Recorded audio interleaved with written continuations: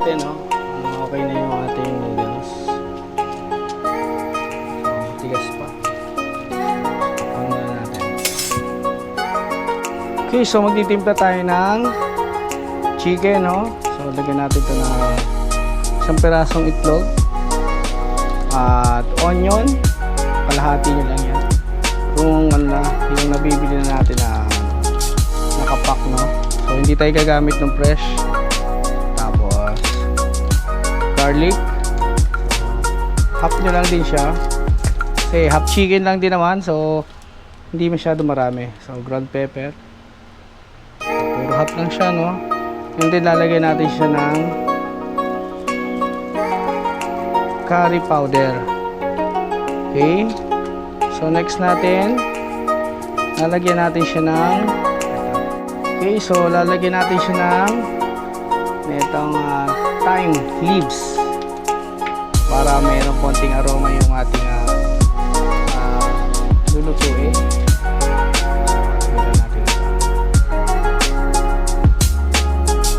Para mas masarap yung prito natin. Okay. Tapos itong oregano food.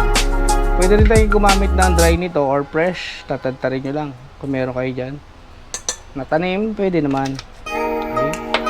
So next natin ay iodized salt. So hindi dapat siya masyadong maalat, no? So next natin ay sugar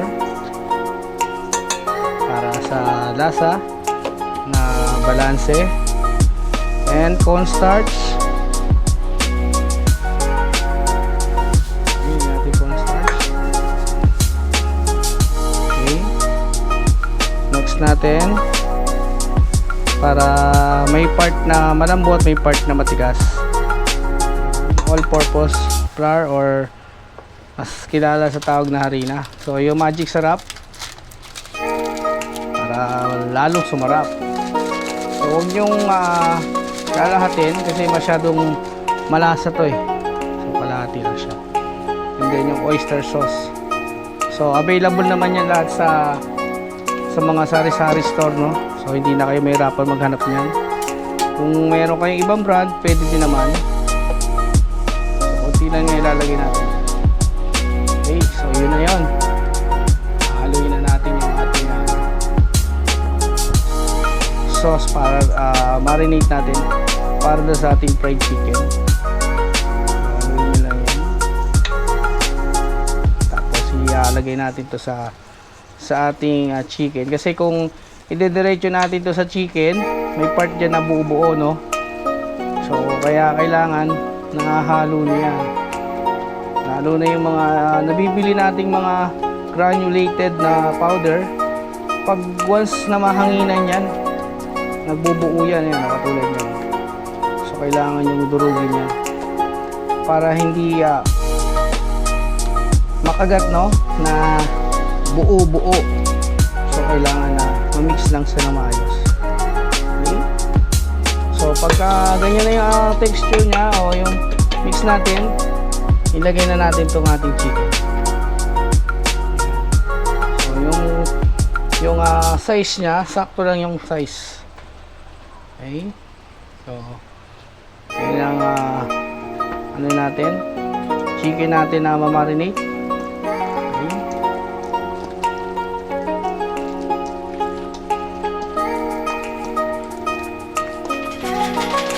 Marinate nyo lang yan.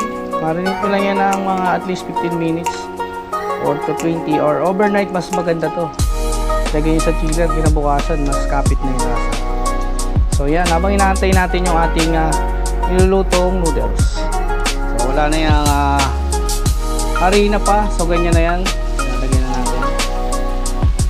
So, para mapil natin yung lasa nung nilagay natin marinated, no? Hindi na natin nilagyan ng harina, no, as a coated nya. So ganyan lang ang magiging itsura niyan.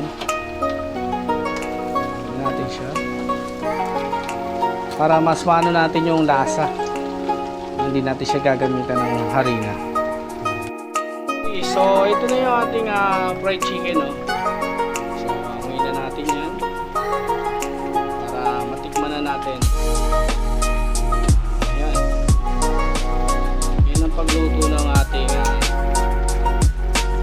curry chicken. So, fried chicken lang din yan. Lagyan lang din natin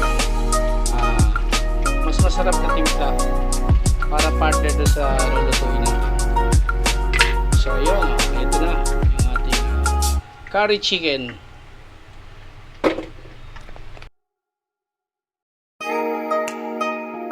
Okay, so ang gagawin naman natin ngayon, magmimix naman tayo ng giniling. So gagawa tayo ng bola-bola. Okay. So una, lagyan na natin siya ng itlog. Okay. Then yung white pepper. Then onion granulated. So puro powder tayo ngayon. At garlic granulated din yan, no? Okay, and magic sarap. So kalahati lang. So okay na yan kasi huwag masyadong makulay. So lalagyan natin siya ng harina. So para bumuo yung ating gagawing bola-bola, no? So 1/4 cup. Ngayon din cornstarch 1/4 cup lang. Okay, so pag ganyan na yung ating haluin na natin yan. Okay. So, mas maganda pag may itlog para hindi siya masyado masusunog, no? Okay, ganyan lang halo nyo. Pinihalo na natin yung ating giniling. Sariwa yung giniling natin. Sana na mula-mula pa yan. Okay. So haluin nyo lang yan. At mamaya bibilugin na natin yan para doon sa gagawin nating meatballs o bola-bola, no? Ayan, ayan lang yan. Haluin nyo lang yan hanggang sa maano yung lasa. Okay. Pagka sariwa yung karne, kita nyo na namumula-mula pa siya, no? Kung luma na yan, may pagka ano na siya, dark, at meron na siyang amoy, no? Ganyan. Salt, so, para may lasa yung ating lulutuin. And then sugar din. So lagyan natin siya sugar. Baka masyado matamis, no? So haluin na lang natin yan para makagawa tayo ng bola-bola. Balls. So, mix nyo lang yan. Wala kasi tayong mixer, so mano-mano ang gagawin natin dito hanggang sa makuha natin yung tamang halo, no? At magpantay siya. So, lahat ay na-mix siya.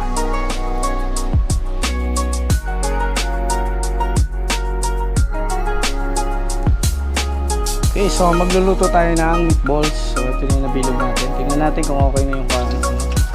Yun, sakto. Mainit na. Lagyan na natin yung meatballs natin doon. Saktong init lang, no? So,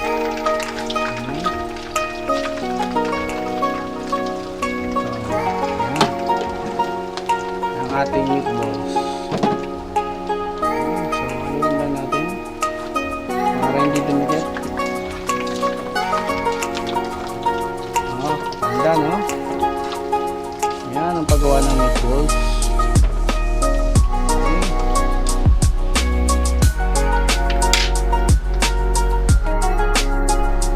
So balik-balik ka rin lang natin yan. So mag-adjust kayo ng apoy, oh, pagka malakas kasi baka masunog yung ating meatballs. Dapat golden brown lang yan. Hindi yan sabog, kita nyo naman, di ba? Balls na balls. Ganda ng pagkaka-pulma natin, no? Dahil nga doon sa nilagay natin mga timpla. So ayan, kaya ganyan yan.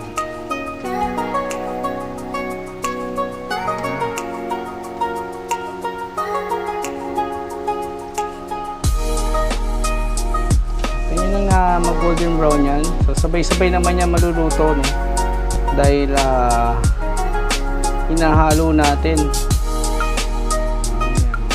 10 minutes luto na yung meatballs na yan. Pati loob maluluto na yan. makikita nyo naman yan na kahit hindi nyo orasan yan, makikita nyo yan doon sa pag nag-iba na siya ng kulay, no? Golden brown, or pagka na deep fried pa yan, lulutang yan eh. So pagka hindi naman siya deep fried, na ganyan lang ang level ng oil niya, so babaliktarin nyo lang yan or halu-haluin nyo yan, para hindi dumikit at para maluto siya ng pantay. So yun.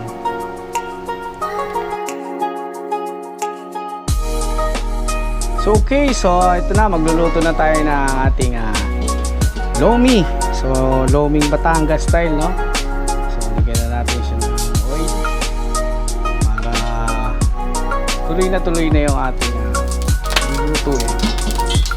Okay. So lagyan na natin itong bawang sibuyas. Ayan. Lagyan natin yan.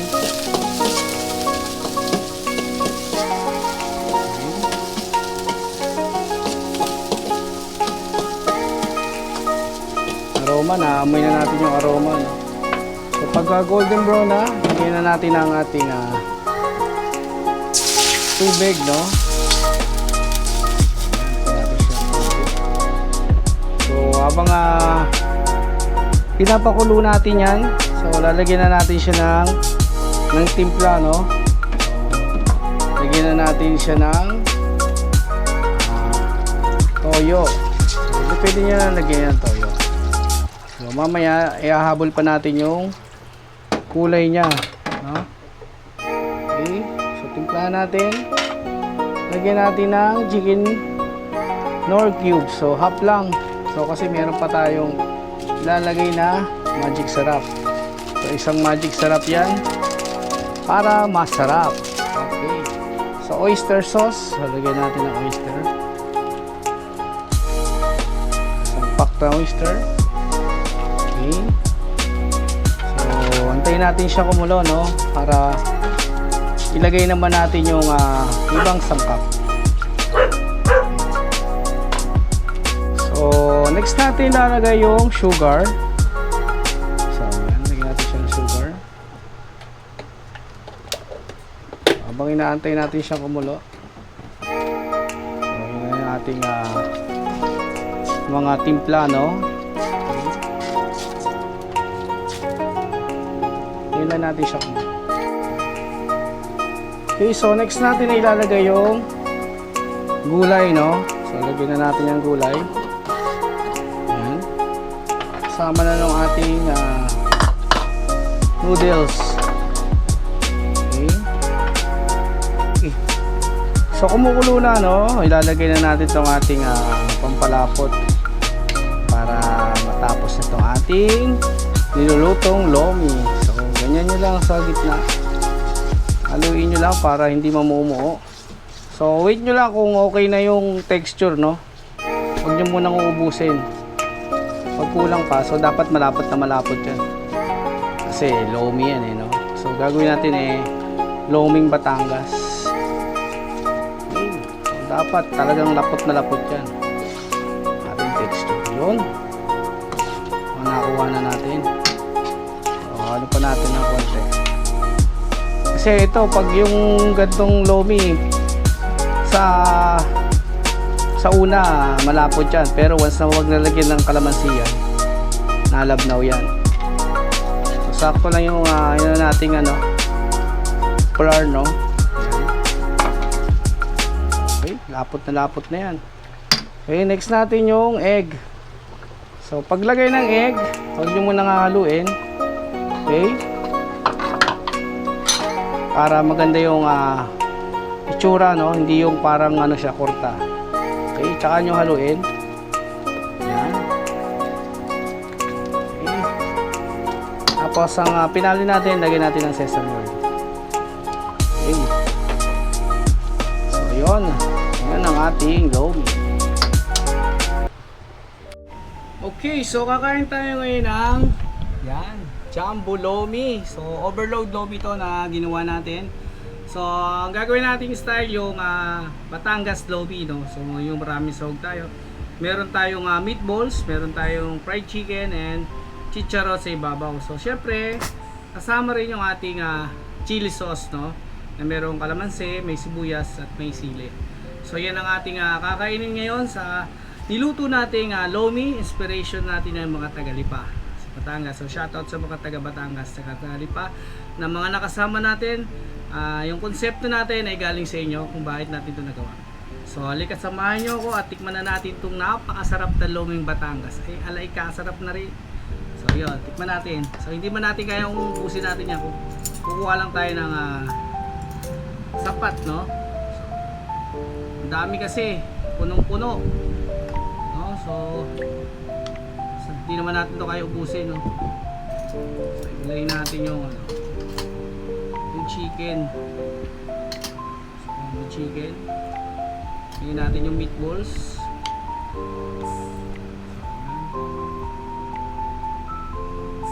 Para makuha natin yung noodles. So, nasa ilalim kasi yung noodles.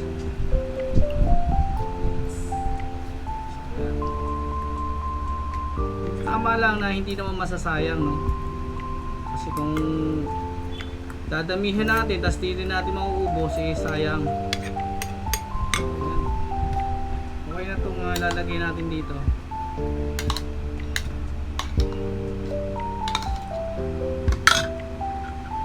Natin na chicharon.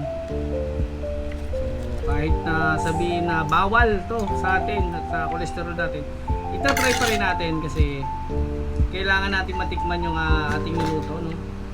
So, ayan, tikman natin to. So marami pa yan, hindi natin yan kaya ubusin. Ayan, no? Jumbo lomi overload. So ayan, ang sarap nyo. So kakain na tayo, no? Samahan nyo kung tikman ng aking lutong overload lomi Batangas style, okay? So ito.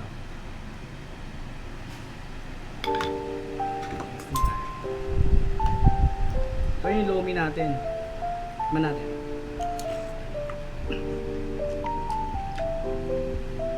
Alasa na siya. Nalagyan natin ng chili sauce. So yung lapot niyan, pag nalagyan mo ng kalamansi na may toyo, bibitaw na yan yung lapot niya.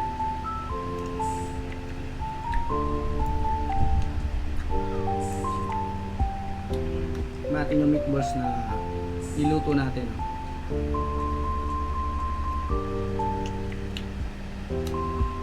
Ayun, bola-bola. Nakagyan yung lasa niya. Ang sarap.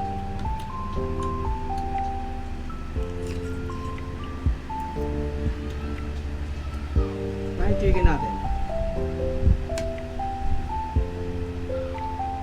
Ilagay natin.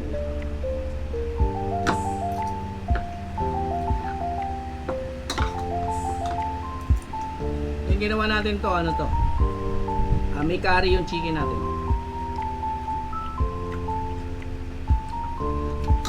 Kaya hindi natin ilagay ng breadings para hindi maglasang harina, malinamnam na matitikman natin yung chicken mismo, no? Kasi pag ganyan kalimitan, ang natitikman na lang natin yung yung breading nung kinakain natin, no? Hindi na natin nakakain yung nanamnam yung laman ng manok.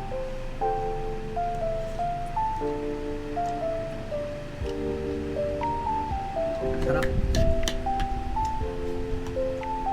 Madami pa to.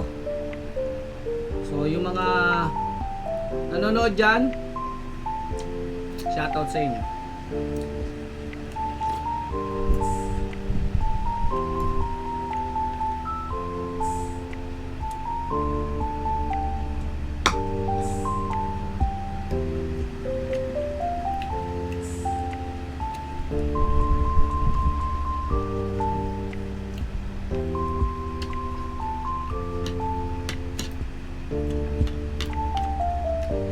Tikman lang natin yung chicharon, isang piraso lang. Para mapil natin yung kinakain natin. Baka tumaas yung ating, alam mo na, cholesterol. Alam, moderate lang tayo. Jumbo Lomi, Lipa style. Shoutout sa mga taga Lipa at taga Batangas.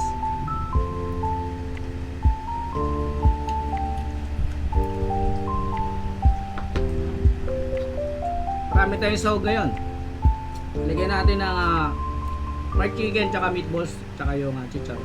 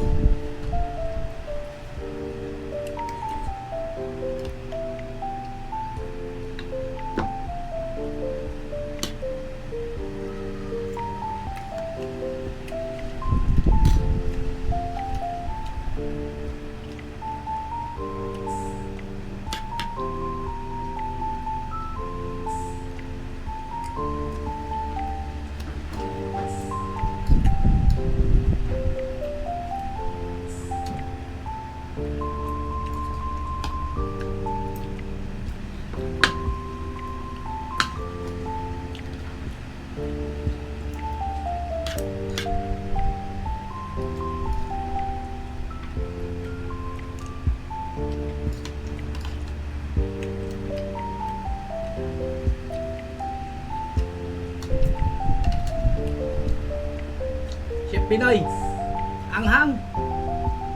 Time tubig.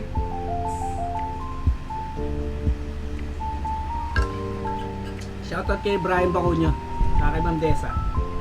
Shoutout sa inyo. So, kain tayo.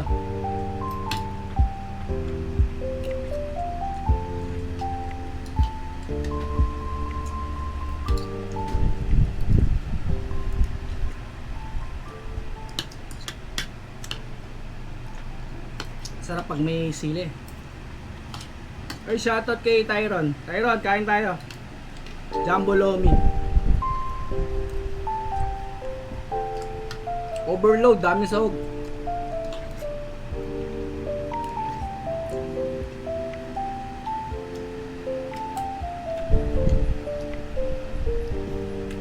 Yung meatballs na ginawa natin, perfect, bilog na bilog. Hindi yung sabog-sabog yung pagkakagawa. Ayan sa gitna.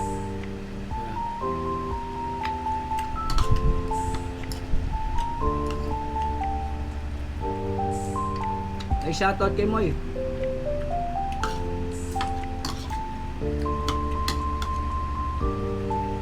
Dami nito. Natin kaya ubusin.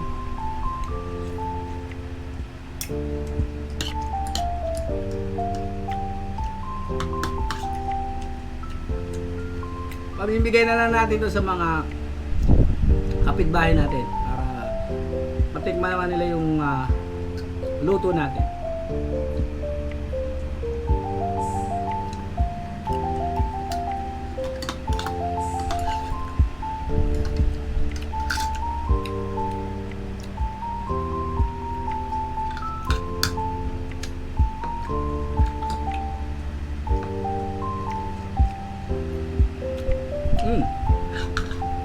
Uy, shoutout kay Ma'am Karen, Batangas Lomi.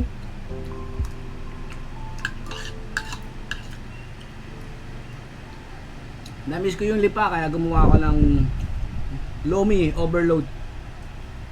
Shoutout nga pala kay Joshua, kay Clement, Boss Clement. Lutuan mo ako ng ganito.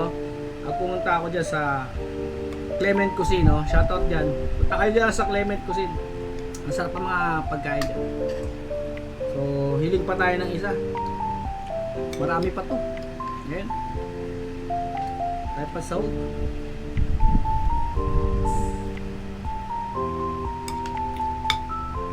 Tignan natin ang chili sauce.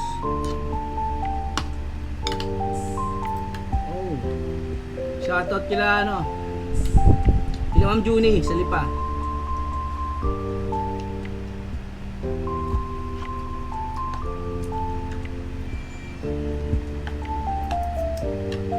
Para akong kumain sa Renpel. Namiss ko yung Renpel diyan sa Lipa.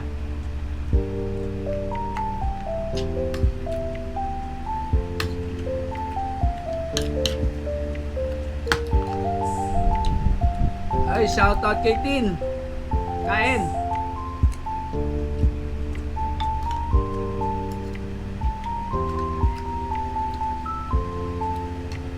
Hindi pa natin makakalahati. Ang dami.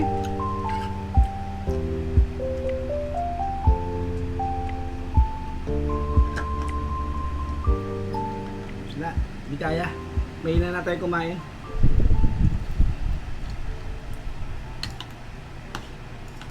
Pero kuwang-kuwa, ang sarap. Mga timpla ko na simple lang, pambahay. Kayang-kaya.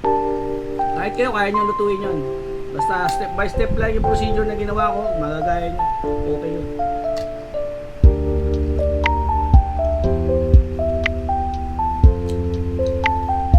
So,